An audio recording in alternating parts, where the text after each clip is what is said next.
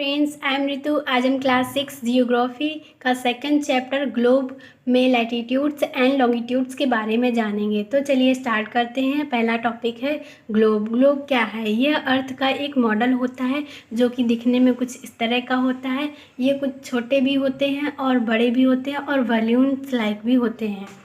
जैसे कि हमारी पृथ्वी वेस्ट से ईस्ट की तरफ घूमती है, वैसे ही हम ग्लोब को भी वेस्ट से ईस्ट की तरफ घुमा सकते हैं।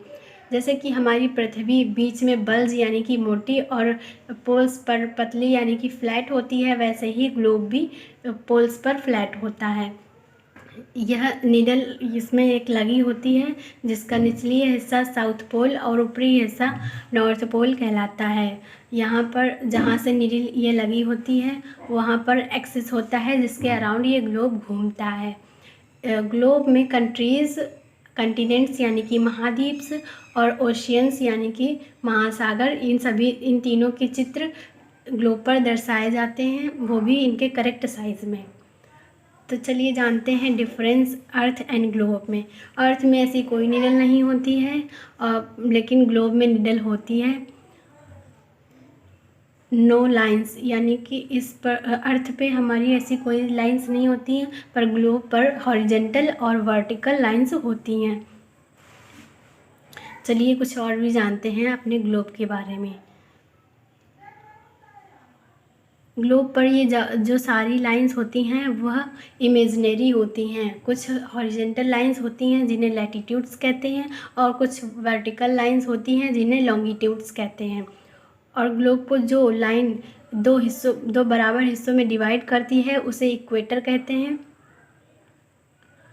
जिससे कि ग्लोब दो हिस्सों में डिवाइड हो जाता है, जिसका नॉर्थ का हिस्सा यानी ऊपरी हिस्सा नॉर्दर्न हेमिस्फीयर कहलाता है और निचली यानी साउथ पोल का हिस्सा साउदर्न हेमिस्फीयर कहलाता है। नॉर्दर्न हेमिस्फीयर में जितनी भी लैटिट्यूड्स होते हैं वो नॉर्थ लैटिट्यूड्स कहलाते हैं और साउदर्न हेमिस्फीयर में जितने भी लैटिट्यूड्स होते हैं वह साउथ लैटिट्यूड्स कहलाते हैं।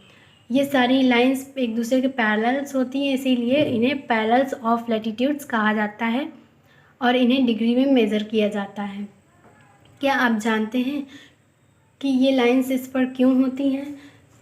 ये लाइन इस पर इसलिए होती हैं ताकि हम अपनी प्लेस को एक्यूरेटली पहचान सकें कि हमारी प्लेस एक्यूरेटली किस जगह पर है। इसका ग्लोब पर हम अपने घर का पता आसानी से बता सकें, इसीलिए ये लाइंस होती हैं। चलिए एक एग्जांपल लेकर देखते हैं। अगर इस मैप में हम आपसे पूछें कि आपका घर का पता बताइए इस मैप में, तो आप कैसे बताएंगे? इसे बताना बहुत ही मुश्किल होगा, इसीलिए हम लोग कुछ वर्टिकल एंड हॉरिजेंटल लाइंस खींचते हैं कुछ इस तरह से और डिग्रीज में इन्हें डिवाइड कर देते हैं। अब हम आसानी से बता सकते हैं अपने घर की लोकेशन। अब हम बता सकते हैं कि 1 degree of south and 1 degree of east चलने पर हमारा घर मिल जाएगा हमें। ये सारी हॉरिजेंटल लाइंस होती हैं वो पैरेलल्स ऑफ लैटिट्यूड होती हैं एंड वर्टिकल लाइंस होती हैं उन्हें लॉन्गिट्यूड्स कहते हैं। चलिए अब जानते हैं। इक्वेटर से नॉर्थ पोल या किसी भी पोल की इक्वेटर से डिस्टेंस जो है वो एक सर्कल के 1/4 होती है। एक सर्कल का 1/4 कितना होता है? ये होता है 90 डिग्री। तो इसका मतलब ये है कि इक्वेटर से पोल तक की डिस्टेंस जो होती है वो 90 डिग्री पे होती है। अगर हम इक्वेटर से यहाँ तक 90 डिग्री तक चले तो हम पोल पर पहुँच जाएंगे।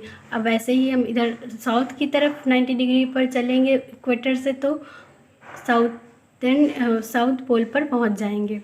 चलिए कुछ इम्पॉर्टेंस पैरेलल्स ऑफ लैटिट्यूड्स देखते हैं। तो पहला है आर्कटिक सर्कल जो कि 66.5 नॉर्थ में स्थित है। दूसरा है ट्रॉपिक ऑफ कैंसर जो कि 23.5 डिग्री नॉर्थ में स्थित है। थर्ड है ट्रॉपिक ऑफ कैप्रिकॉर्न जो कि 23.5 डिग्री साउथ में स्थित है। फोर्थ है अंटार्कटिक सर्कल जो कि 66.5 साउथ में स्थित है। आज के लिए इतना ही, मिलते हैं नेक्स्ट वीडियो में। Thanks for watching.